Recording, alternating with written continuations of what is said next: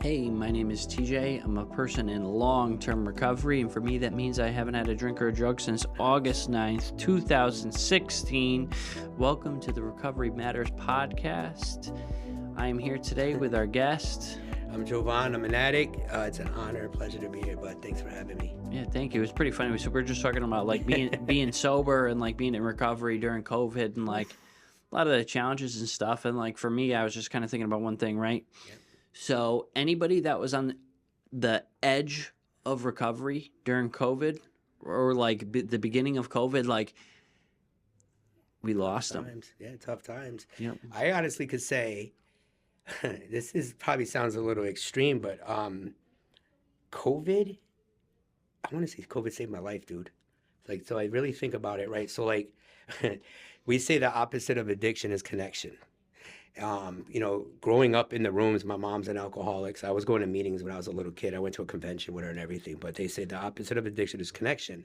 So they're saying, go to these meetings, build a fellowship, get friends, hug, right? So like if they like be around people, touch people, get these meeting lists, write your name down, right? We're going to give you numbers and all this stuff, right?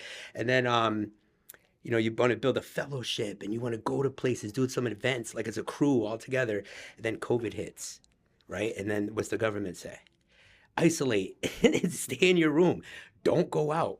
Doesn't that sound like addiction? Like when I was in it, Yes. when I was using full blown, I was isolating. I couldn't wait to score to get to a hotel room. And on top of it, we'll give you money. Here's $1,400 to go. And I'm like, what? So I got clean in 2018, right before COVID was just starting. And, so I was getting clean and then they locked us down. And being locked down, and I was in a recovery house. Okay. I was in Caden, Connecticut. And the manager, the owner at that time said, listen, we can't leave the property. So we're going to do this Zoom thing and we're going to have all these meetings and we have to stay with the boys in the house. So we had 20 dudes and everybody there at that time, God bless, was like serious about their recovery. So we were doing step writing.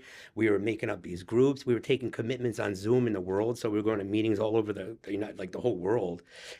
So we built our own fellowship. So that's what I'm saying. Like COVID, basically, if you think about it, I chalk it up. It introduced me to a Zoom platform, which I could do a meeting anywhere at any time across the whole world, right? I can go to Australia at 2:00, go to Cali, go to Harlem, go to the Bronx, Chicago. Yep. That's amazing. Because like I know for a fact that like if you told me to isolate, you told me I can't be around any human contact, and it was like. It was like a law, right? Wasn't it kind of like a law? Like no isolation. They were closing venues and stuff like that. And on top of it, if you gave me money, what was it? Was it like $600 for the first one, $1,400 for another one, and like all these checks were coming in? That is literally the addiction like dream, an addict's dream, to do nothing, isolate, and get paid. What? I would have OD'd, bro. I would have died. No kidding. So it's crazy. I had to chalk it up to like thank you COVID in a weird way.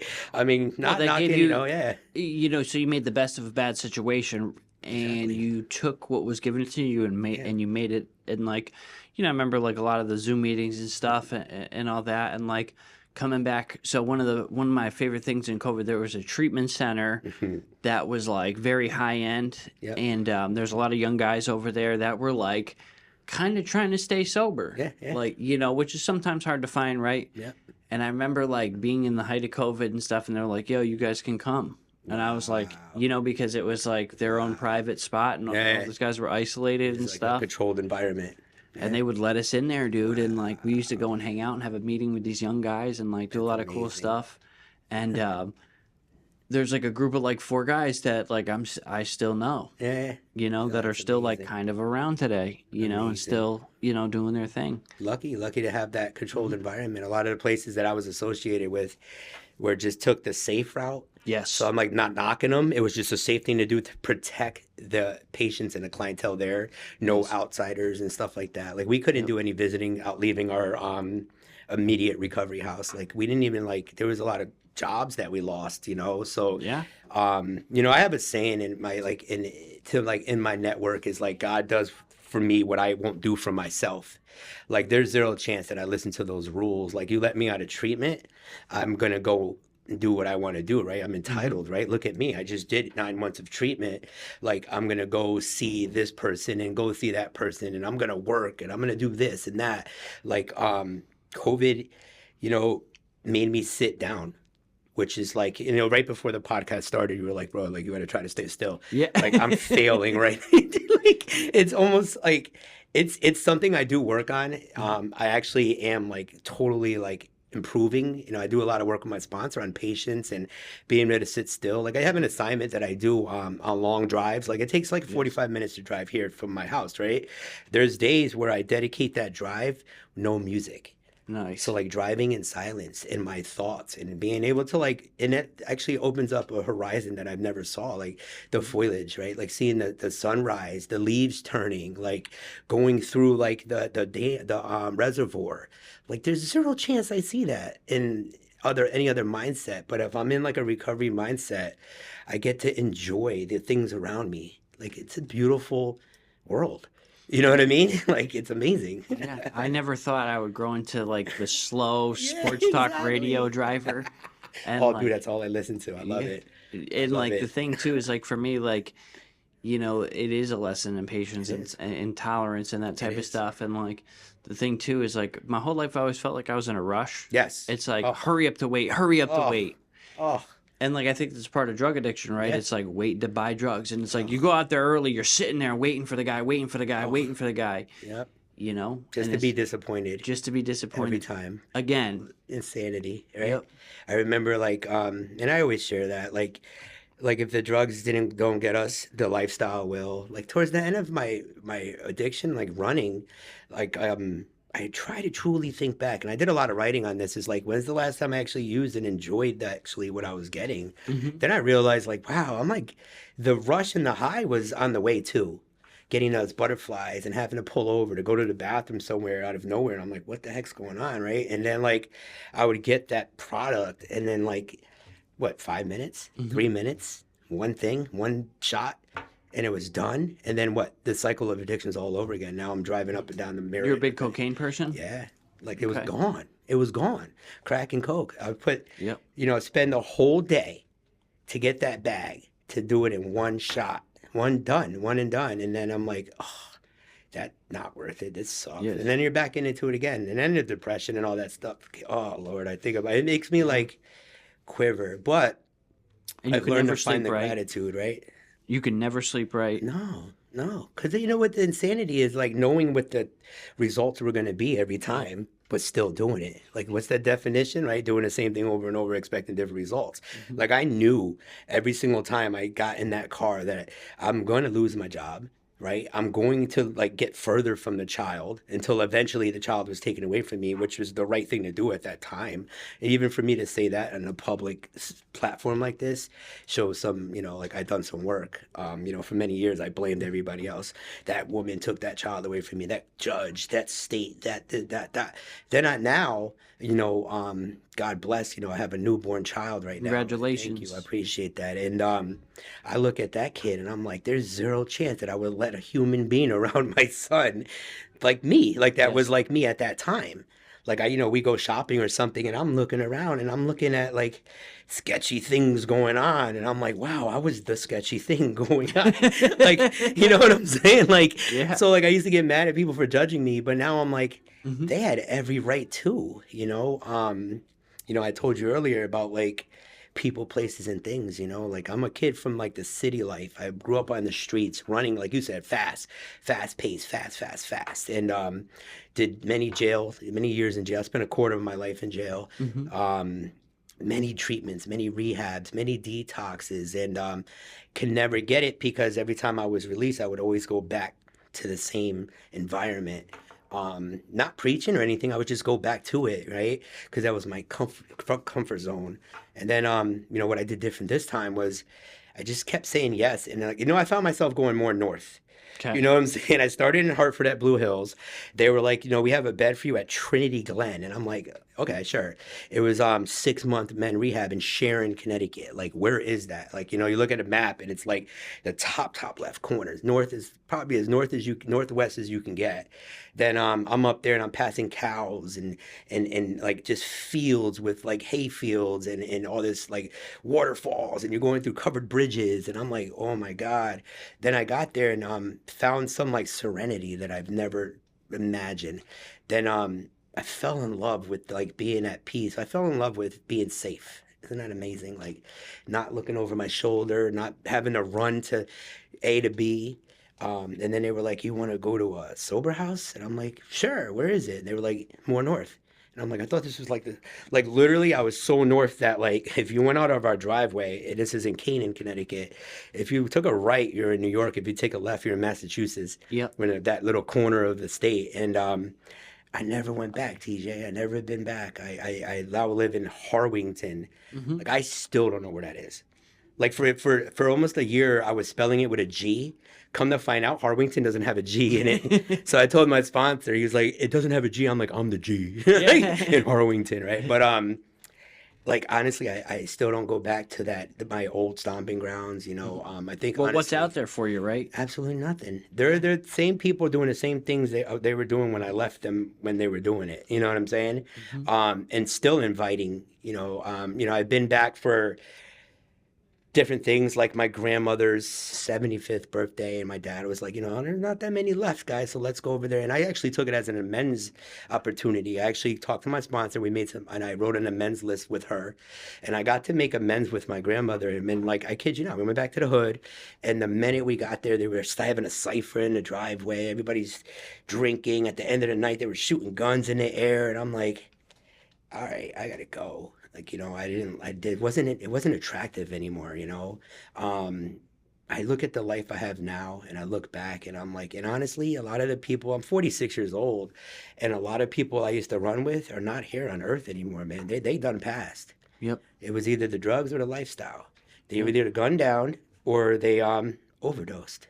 I'm a survivor of the product of my environment. Mm-hmm. I don't forget where I come from, but I know where I'm at now. Yeah, dude. I would have traded for the world, dude.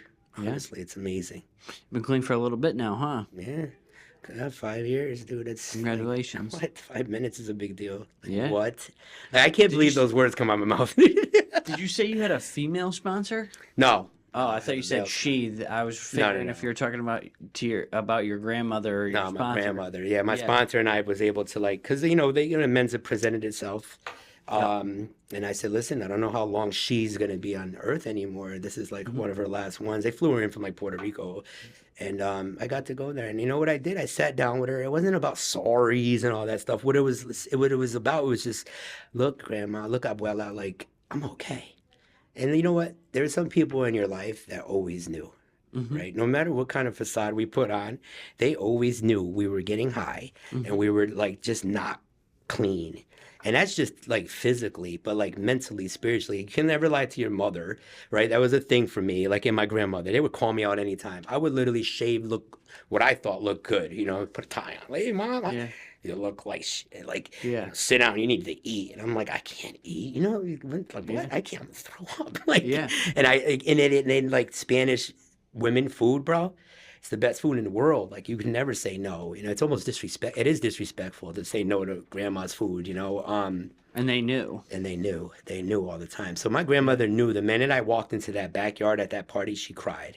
And she held me. And we sat there, and all around us, the disease is present. Yep. This person's getting messed up, that person. I actually had an aunt that I was sitting there with that day.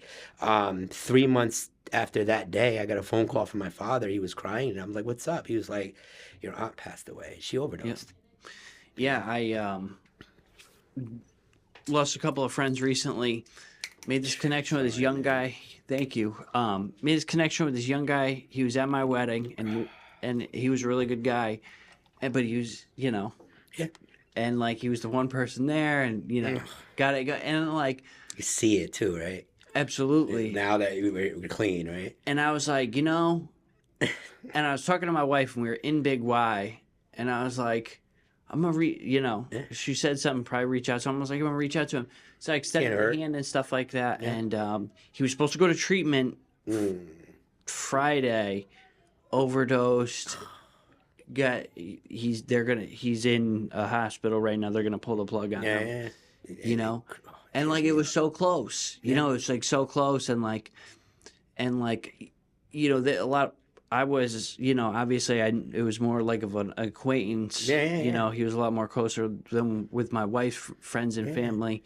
But as they an grew up with him. ex-addict, we're closer than that, because I knew him. I knew him. Exactly. I knew him. You don't know him, but you know it. You know it. You know what I'm Yes. saying? Where he's at.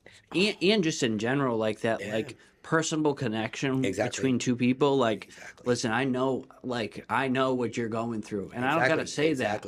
All I gotta say is, how are you? Yep. And there's that like instantaneous like intertwining of spirits kind of thing between two people. 100% believe. And I felt like I knew the guy my whole life. Yep. Within 5 minutes, 3 minutes of being like, hey, like if you're ever interested in talking, that's it.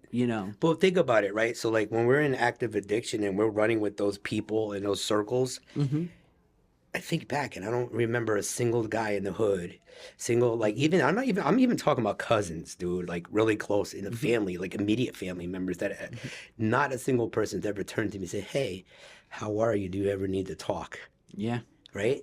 So like now, like being in the recovery field and literally living with my network, and I have like a really tight network, and guys like you, like we come in every morning, hey, what's up, TJ? How was your weekend? How are you? And I know you generally mean that, like, how's the baby? And like I answer that with genuine, like I take that as genuine, that's pure, like, how are you? Like you don't want anything from me, you don't need a front, you don't need a ride. It's just, hey, how are you? Like what? So like when you say how are you to that guy, like you're hits. genuine, you truly feel that way. Exactly. Like you're extending the hand of recovery that like, hey, listen, there's things out here I can show you. If you're interested, right? Yeah, and unfortunately, we're still losing the battle out there, man. I mean, I think it hurts. I definitely get that, and like I think that like just having been given this opportunity in a lot of ways, right? And like it's kind of tough, right? So you talk about being raised around addiction and stuff like that. I got 3 cousins. One's doing life or close to for manslaughter. And my other cousin, when I was 14, 15, maybe a little bit after the 17, 18, because I was just starting to get going, overdose and died. And like, the thing is, such a good guy, right? He used to do like the amount of stuff that this guy used to do for my grandmother. He built his own he got out of prison, built his own painting business. Really good. I spoke at his funeral, How many times have we heard that, dude? Yes. When an addict ODs, he was such a good person. Yep. He just struggled with this. Exactly. That's why it's like, since one of the biggest movements is when they actually classified addiction as a disease. It gave us like some closure. Like, why is that? Why does that happen? Why? Like, I didn't choose, dude. Like a lot, I still struggle with when I talk to certain individuals, like I chose to do this to my kids that I lost. Maybe there was a choice there. We could call it what it is. There was some choices to be made, but I was struggling with an unmanageable and powerless disease of addiction. Like, if I had cancer, it wouldn't be that conversation would be different. And it's a disease as well. Like, so like, your mind just says you literally couldn't help yourself. I couldn't help it. I was unmanageable and I was sick. When we're sick, what do? We have to take some type of solution or a medication or something. If you get a cold, what do? Take some cold meds. Like I was sick and I knew it would work at that time. But I knew it was destroying my life as well. It's also easier to look on this side, like as a very actively, engaged father, dude. Like I got my kid all the time, doing stuff with her all the time. I love it. I love it. I'm doing it now, dude. Yeah. Oh, yeah. I love it. Like, and like just went to Mystic with the kid. Nice. Oh. It's great, dude. I got like a very cool routine. I take my kid to the grocery store. Yes. And she's 3, and we get the little buggy. With the cars and stuff. She's like this and that, and like she mimics everything I say. So I got the list, and I'm like this and that, and I'll be like, oh, goldfish done. Yeah. She'll be like goldfish done. Oh, and dude, it's like I look forward to that. It's the best, See, like people like us look at that with so much like. gratitude and we don't take Oh, it for yeah. granted, you know. Like I I look know. forward to that. Like, you know, a lot of normies, earthlings, Hmm. well, that's corny. Yeah. He's so corny. Me, I'm like, oh, dude, I want to hold you, and I can't Hmm. wait to do that. Like, you know what? One of my dreams is to like be able to hold the child above a Christmas tree and have the child put the star on the tree. Because I seen it in movies growing up my whole Yep. life, where I actually built resentments to that because I never, like, every time I had a chance to do that, Hmm. my addiction. I ruined it. I lost those chances due to my active addiction at that time. But right now, with the clean time and the way I work multiple pathways of my recovery, I just did a Zoom meeting an hour ago, and that was the topic of like I'm inviting so many different pathways in my life today because I'm willing to do whatever it takes. Hmm. Like if something works for you, like you just told me, you go shopping with the child and you have that listing, and I'm gonna ask you like, how do I do that? Like what did you do to get to be in a position to do that? And if you told me, bro, I go jump rope on Tuesdays, you know what?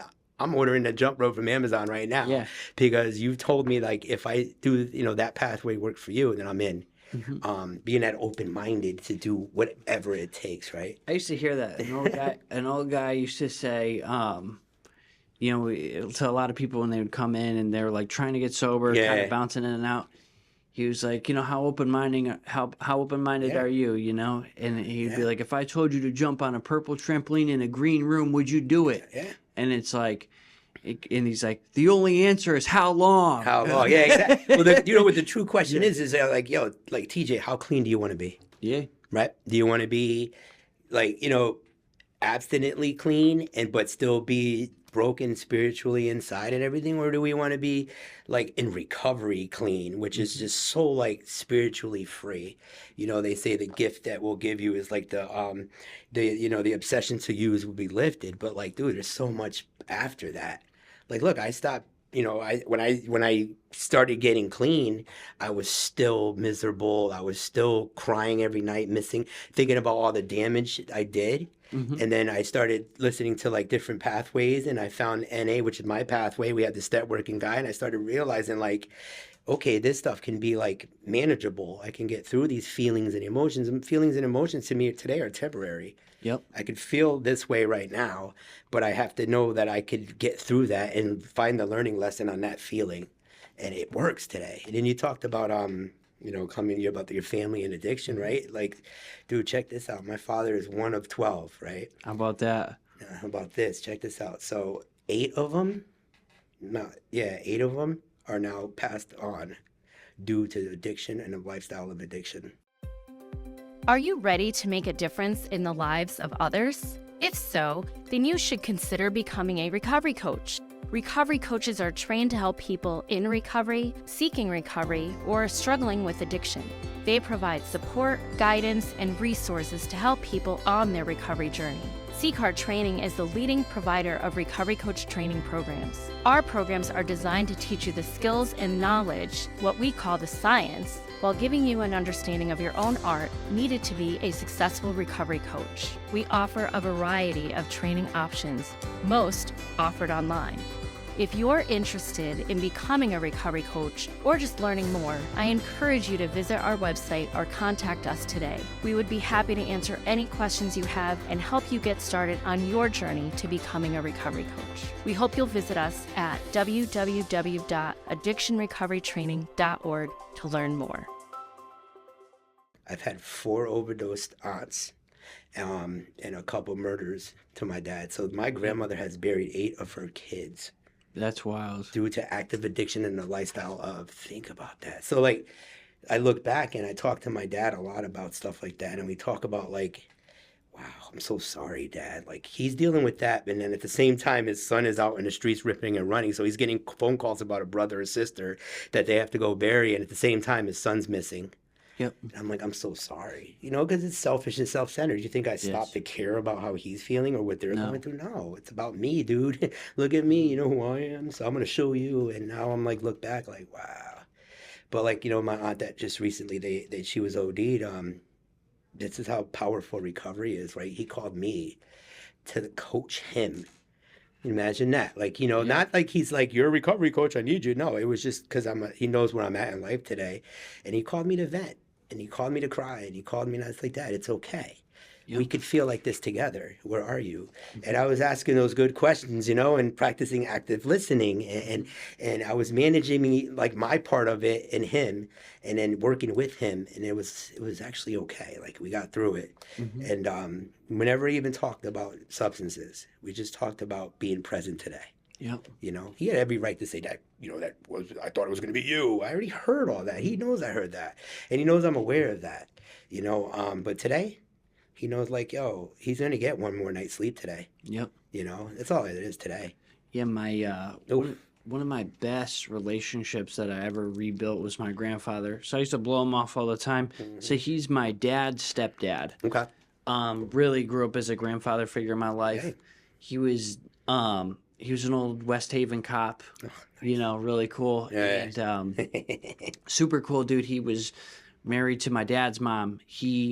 And grew really close with my mom and was always one of our grandfather figures. He was in a home in West Haven, and we used to go and see him all the time. And then I started using it. I'd never go out there, right? Yeah, because drugs and alcohol is always more important. It's Saturday morning, Dude, of course. What are you thinking? Like, you kidding me? Yeah. That's insane. And so when I got sober, I started going out there every Saturday. Yep, my mom. there it is. Yep. Simple, basic living amends. Yep, and just showing up. That's it. And we would take him out to lunch and do all that stuff. Yeah. And I was sober about a year and a half. He called me, and he had a heart attack, and he was in Yale, New Haven. Called me at 8:00. I left work immediately. Yep, I was working at Manchester Hospital as a recovery coach. Yep. Boom, shot over there in New Haven. I'm sitting there and I'm sitting there. I lied to him about a bunch of stuff and got up to his room and I'm sitting there and it's just me and him and and he's like, I called you because I knew you would come. Yeah. Yeah. Right. What? And I'm like, damn, wow, the goosebumps, bro. Yeah. Isn't that amazing to be trusted? Wow. And he knew he was gonna die. Right. It was matter of whatever. And he knew you would come. And we got to talk. My mom came up the next day before, but before she did, it was me and him there on that Wednesday or Thursday night, and we were sitting there and we were just talking, and it was the realest conversation. Yeah. And it was there's nothing I could ever do to repay you, right? And he was like, you don't need to. I know you're gonna be okay. Doing it now, exactly. Just being okay. And that was the last time I ever seen him. That's amazing, bro. And he died. He went into surgery, died. They tried to remove fluid from his heart and stuff. He was a bigger guy. Yeah. And he passed away and stuff. And that was one of the leaving there and just knowing that recovery had given this to me. That I didn't have guilt, I didn't have shame, I didn't have sorrow, I didn't have remorse. Yeah. I was just so grateful to be there in that moment and love him and support him. Right. Amends, it's a powerful thing. It's not even a sorry. It's a mending a relationship. Mending a relationship, right? There's so much that Hollywood aspect. You watch these these Hallmark movies, and this guy's going to AA meetings, and he sits down the ex, and he's like, I just want to say I'm sorry. I'm doing my ninth step. Bro, that's not what it is. You know how many times I've had true family members that actually have been there unconditionally for me over the years, just say just being there, sitting next to him, like you said, just showing up, inviting me to something, knowing that I would show up, and just me being there, and they're looking at me smiling, and right there, you see just the forgiveness. My dad, I always talk about my dad, man, the things I did to that man, oh my God, you the things I did to that man, you already know, stealing the TVs, all that stuff, the endless nights of sleep, breaking into the rooms, and I never had to say sorry. Mm-hmm. What I always ask a man is his birthday comes up and I'm like, what do you need? He's like, one more night of sleep. I'm like, I think I could do that, Dad. You sure? Here's a gift card to Home Depot. He's like, yeah, thanks. Yeah. One more night sleep. The fact that my father looks at me as I'm a fellow father today. Yep. He sees you for the man that you are. Exactly. He actually literally would call me my son's father today. He's never did that my whole life. Mm-hmm. Your son. He never said that to me. He would always use the kid's name because I wasn't present. Yeah. You know, And he knew today, it, and yeah, it kind of he knows I'm a it kind father of hurts, today. you know? It's amazing. Like, it's amazing. We talk about, I ask her for father advice and Mm. stuff like that. And, you know, he's an old school dad. So, like, raising a kid now is not what it was then. No. You know, Where you can't, actually do things? yeah. Yeah. Oh my God. Like, you can feed things. Yeah. Like, you can't do that today. You know, you have Yes. to wait and all that stuff. And, like, they could be allergic. Oh, my Lord. So Oh, he was yeah. like, dude, no. He's like, when I raised you, we were like doing, like, there was no seatbelts in cars back in the day, right? No. Like, you sit on that back deck and stuff. You know what I'm saying? I didn't have a car seat after like 3 Yeah, or 4. I definitely did. I'm a 70s baby, dude. That didn't happen till like the 80s, right? Like, but you know, he looks at me and he's like, you know, he'll like step aside Mhm. and let me parent. Like that alone right there is like, whoa. And I noticed that. I don't know if he notices that I notice it, but I'll be strong at the time, but I'll go cry later, like, Mhm. you know, to the wife or something. I'm like, ugh. And she's like, what is wrong? And I'm like, dude, my dad, you know, he said he was proud of me, you know. Yeah. He comes to meetings with me often. He comes to my anniversaries every year. That's really cool. Some events like conventions and stuff. And that man, literally, you know, it's still awkward to hug each other, you know, like he'll like, we'll do that awkward, like, you coming in? Yeah. What are we doing here? And I'll just grab him, you know, and Yeah. because he sees me hugging other guys and stuff. And then he's like, all right, Mhm. whatever. But what a blessing recovery is. It's That's just really a strong cool. thing. I think we both had kids at 5 years sober. That's crazy. There's no coincidences. It's wild, right? No coincidences. Yeah. And you know what? I thank you too, because I know, like right before I was leaving on the leave, you were giving me a lot of good advice. You were giving me some suggestions that worked for you. The feeding times. Yep. I remember you said like, let her sleep. You're on duty, and then you guys switch flop. And you know what? We do that. And I thought of you. You know what I'm saying? I did. I kid you not. I was Yeah. like, oh my God, this is exactly what TJ said. Yes. It works for them. Like she does like that shift from like, you know, she does like, not the overnight because we got him sleeping almost through the night. But Nice. she'll wake up, do the quick feeding, and then I'll say, all right, go. And then I'll take him from like 5 a.m. to like 10:30 a.m. And then she's on, and then we'll switch. I have to come to work. So it's actually working. I remember us having a conversation about that. Like, that's Yeah. awesome. Like, It's really cool. and so thank you. You know what I'm Yeah. saying? I really do. I remember that conversation. That's And awesome. like everybody that works here, dude, it's, you know, just being in recovery. Like, you know who showed up at the hospital? Recovery. Yeah. Seriously. I Like, believe it. the first guy that showed up was my sponsee. Then my Yeah. sponsor came, and then another sponsee, and then Mhm. you know, my father showed up right away. But like it's amazing. You know, I have 2 sisters and a brother, and you know, today we have like a relationship, but like for 10 years I was ripping and running, and you know, I Yeah. couldn't see them. You know, my brother was having kids, and I don't blame him now. I used to blame it a lot, like, you know, on his family, the in-laws, like, oh, they don't want me around. You know what? No, damn, they shouldn't have me around. Yep. I was not a good person to be around a child. You know, I was a bad influence, you know, showing up to drugs and cars and stuff. Oh yeah, get in the car. Yeah, okay. Yeah. Today we talk, but like, you know, when anything positive or like a good moment in my life happens today, the first people I think of, it would be like my sponsor and like guys like you, and like, because I want to show like the people that are in recovery, like, hey, look, we did it. We're doing this. It's a we thing, right? Like, we had a baby. You know what I mean? I know, like, you know, it's my child, but like it's a direct result and a gift of me being in recovery. You feel me? That's a big deal. Yeah, and It's a big like deal. when you say we, it gives you the opportunity to not take credit for everything. Exactly. Because like, you know, we Oh, love God. to take credit, you know what I mean? That dude. kind of stuff. Oh, And, like, that's a big movement. It's Yeah. a big shift change in our lives, dude. it's a big piece of humility, right? Exactly. That's the magic word, man. That's it's even hard to say, but I truly lived that humble list like life today, you know. I had people calling me, you know, hey man, good job. Like, I didn't do anything. She had, like, yo, you need to talk to Rosie. Like, she had the baby. She went through that crazy labor. She had that surgery done. I sat there and held her hand and coached her and, like, was her biggest cheerleader, but she went through that. And they were like, yeah, but you were there. And I was like, yeah, so good job.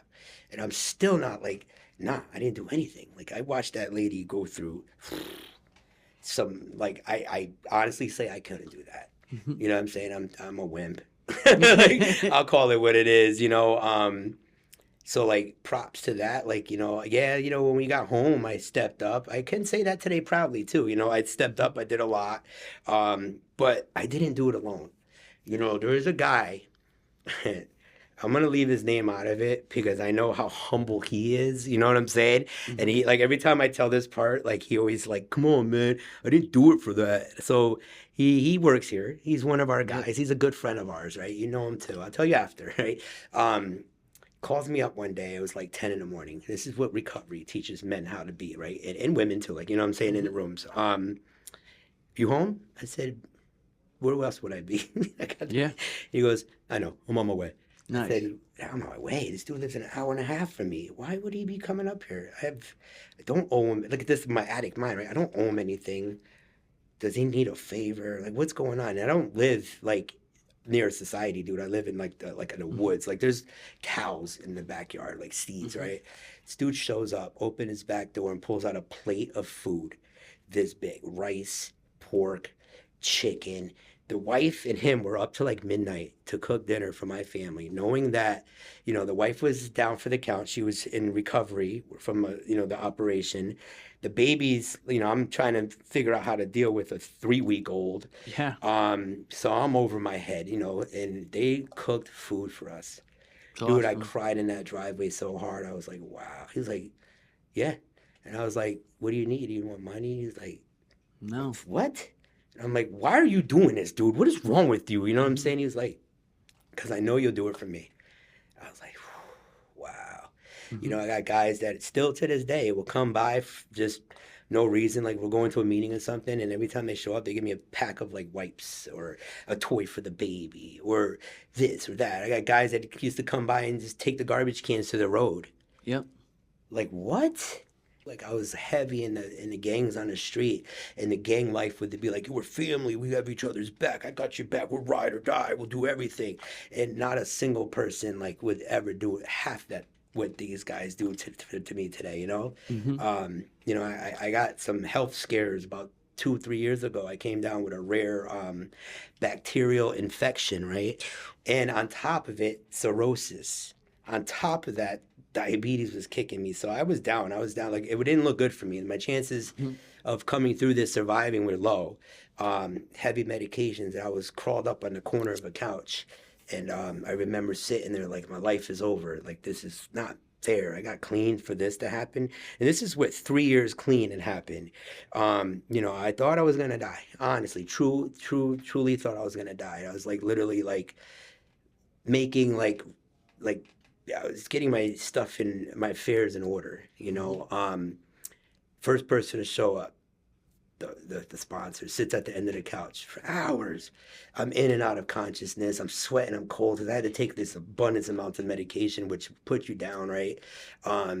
He putting a blanket over me, taking care of me, and then I was like, what the heck? Like I was like, where? How did you even get in? Like, where are you coming from, right? And then the second shift would be like one of my good friends, this dude Jay, who's I've known for years, came in, sat on the end of the couch, and I'm like, where? Like, why? You guys are really doing this because they care? Mhm. Not a single person I know growing up would do that. Like, because you would be an obstacle. Like if I was on the streets running with the gangs and I had to go, do this and that, and I went down with an illness or something, like I was a burden. I was dead weight. Yep. Get out the way. Get out of here. And they would get rid of me. And Mhm. you couldn't talk about feelings and stuff like that. No. So recovery has taught us, and I know I don't like That's I a pretty see cool that, right? story. It is, right? Isn't it weird? Like, Yeah. and I got through it. Yeah. I How you still doing today with that? it's manageable today. I still have Okay. my I still go through some things up and downs. Like I was telling you before Mhm. the meeting, like right now my sugars are low. Like things are going on. I have a couple of doctor's appointments coming up. Like, I'd be okay, and then all of a sudden I'm like really dizzy. But here's the difference, TJ, is that I'm not scared today to talk about it or go to a doctor. I don't have to hide it. Like I'd actually go like say something's wrong. I have to like, hey, help me out here. Because that fight or flight is not there, and like I'm not gonna go run from it. I'm not scared of like being sick today. I understand like what's going on, and I understand there's some solution. I trust things now, like doctors, and it's a struggle. I still struggle with some of the underlining stuff. Still like have a problem like understanding why. You know what I'm saying? Like they did a colonoscopy, and then of course they're like, yeah, we found this, and this, and I'm like, Yeah. what? Like, I thought this was supposed to be an easy 1, 2, 3 thing. And they were like, you know what the doctor told me? He said, you used for like 35 years, dude. What do you think? You got clean for a couple of years and all this is going to go away? And I'm like, yeah. Like, no, there's a lot of damage that was done, man. My liver was at one point, no kidding, was like 37% functional. And then it went up to like 60 something, and then it went down, then it went up. Today it's a little up. Like, I think it's like a 70 right now, which is amazing. It's good. Better than 69. That's the perspective I have, right? So, that was always one of my biggest fears. It's like sometimes, you're real dehydrated and you've been yeah, well, you think I got, we were talking about that. and like, dude, your fucking back hurting. Yeah. And like, your back ain't hurting from working. Yeah, exactly. Because I ain't been working. Oh my God. Like your heart like mumbers for a second. Yeah. And you're like, just this is it. Oh my God. This oh my God, is what's it. going on here? Right? Like, you're freaking out. And this is like in recovery too with clean time. But like, yeah, like, it's like the drugs are not, like, they did a lot of damage to our bodies over the years, Oh, yeah. And today we have to, there's some consequences that we have to pay for. But I could tell you this, I had a doctor literally tell me to my face, he said, he actually had my keychain off to the right with my clothes where, and he saw my NA key tag. It says multiple years, right? And he literally pointed, this is a doctor, he pointed at it and he said, that's the reason why you're alive today. I said, what do you mean? He was like, what do I mean? Like, if you drink or do any drug, you're going to die within 24 hours. You know what I told the doctor? I said, Doc, I guess I'm not smoking crack today, huh? This dude looked at me with a clipboard and a pen and was like he didn't know if to laugh or not. And I started laughing. So he was like, that's a good one, ha, ha, ha. But he couldn't figure out, like, why with somebody that just got bad news can be still smiling. You know what I'm saying? And then he was like, there's some narcotics involved. And I was like, I'm not doing narcotics. I'm in recovery. He was like, well, this is going to be hard and you're going to be in pain. I said, Doc, I've been in pain for 40 years, dude. Like that pain, come on, man. Being pain is being in a jail cell, freezing in the winter, shaking with your arms in your sleeves. Remember we used to do that? Yeah. And then like breathing into your shirt, missing your kid, missing your family, just thinking of all like the things you just messed up in your life. That's pain. So I told the doc, I said, I could get through this because I got through that lifestyle. And he was like, I applaud you, son. And I've been through all this without a single narcotic, dude. It's awesome. Yeah. They had to fight me to take like a Tylenol 800. Yeah, And you got some faith. Yeah, I'm like, I'm not doing it. They're like, it's a freaking Tylenol. I'm like, to you it is. Mm-hmm. To me, it's a lost nights. Like I can't sleep, thinking like, what is that? I don't know. I'll take a couple aspirins here and there, like a Tylenol regular or whatever those things are. I don't even like taking those. But to do it without any narcotics, because I could have easily Been your been freebie. like, exactly. They want to give you, oxys and perks and Vicodins for this and that and those fentanyl patches. And I'm like, I had scripts for all of them. I used to go to doctors and say, look, doc, I'm in recovery. I don't want to do any narcotics. And they're like, okay, no problem. And then you leave with a handful of scripts. Yep. So I literally would shred those scripts. But I could have easily used that as a cop-out. But I just know where, like, that's going to lead to, dude. I can't do that. I just can't fathom that idea. Like, I've been through the pain. And like today, I'm okay. Absolutely. I appreciate you asking that, dude. Yeah. Again, how you doing? You know what I'm saying? Like that means a lot, Of course. But yeah, dude, and props to doing this, man. This whole thing is cool. I watch a lot of these podcasts. And it makes sense. They do. And I'm hoping that we people get on these platforms. There's a lot of different ways to watch this and hear it. And I want to be a part of the movement. You are part of the movement, brother. Appreciate you, dude. Of course. Thank you. And thank you so much for coming on. Absolutely, man. I appreciate you so much. Love you, brother. Yo, love you too, dude. Right, man. I appreciate you.